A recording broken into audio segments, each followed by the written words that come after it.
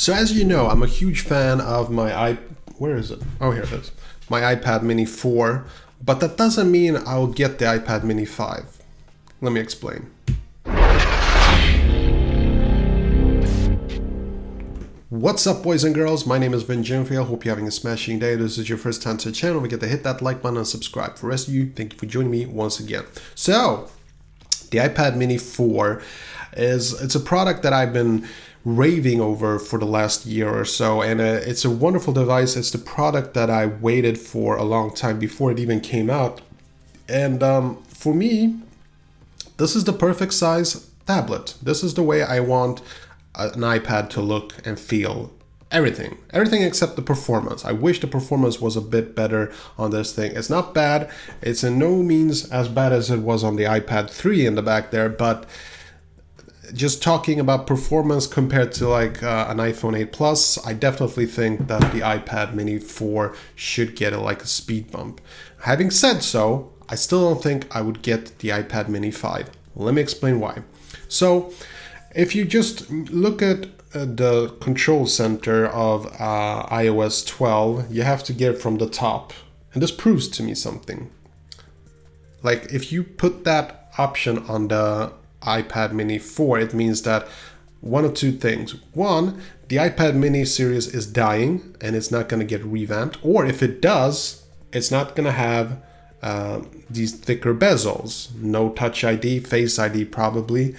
And it will be practical because you'll have the swipe gestures and you'll get it, you know, from the top right corner, and it makes sense, absolutely. But here's the thing, I'm not interested in iPad mini 5. First of all, I'm pretty certain that when they do release it, they're gonna ask for an obscene amount of money for it. And like I like the idea of the iPad, the basic model, where they put a pretty low price on it and it has a lot of performance. Now that I like, and I wish they could do something similar to this, but they probably won't, and that's because compared to the basic model, this is actually a premium design. Like, I'm not saying anything bad about the basic model, but it does not have a laminated screen, and this one has, you know. So I think that if they do release an iPad mini 5, it's still gonna have a laminated screen. They're gonna put the Face ID in there, and they're gonna call it a more, you know, futuristic device packed into such a small size factor and whatnot. And it's gonna be cool, you know, having really small bezels. I can imagine having the bezels as small as this on all sides, and that sounds very cool in theory.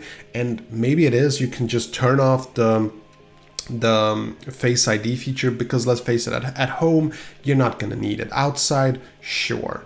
But I think that the biggest problem for me is going to be the price. They're going to ask for an obscene amount of money for iPad mini 5, and the way I want to use it, just, you know, browsing the web, I just don't see it. I'm not using it as much recently because of the bigger smartphone that I have, so I just don't see myself actually buying the new iPad mini 5. Does that make sense? Like, to me, it's all about, you know, getting the right amount of value for the price that you pay.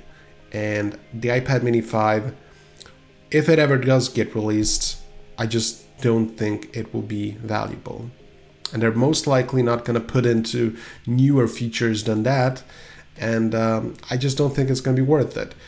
Unless they do something that's going to have more features than it has on the iPad Pro, then I could see some kind of a value bump there, but I just doubt it. It's a served tablet. You know, you edit photos, you watch videos, you do a little bit of social media browsing. That's it. Let's not overdo it. Let's keep in mind, this is a tablet. It's not a work product. You know, just my thoughts. What do you think? Okay, that was it. Hope you enjoyed this video. And if you did, see that like button, smash it. And I got some freakishly awesome videos coming up. Better subscribe so you don't miss a beat. I'll see you later. Peace. I love coffee.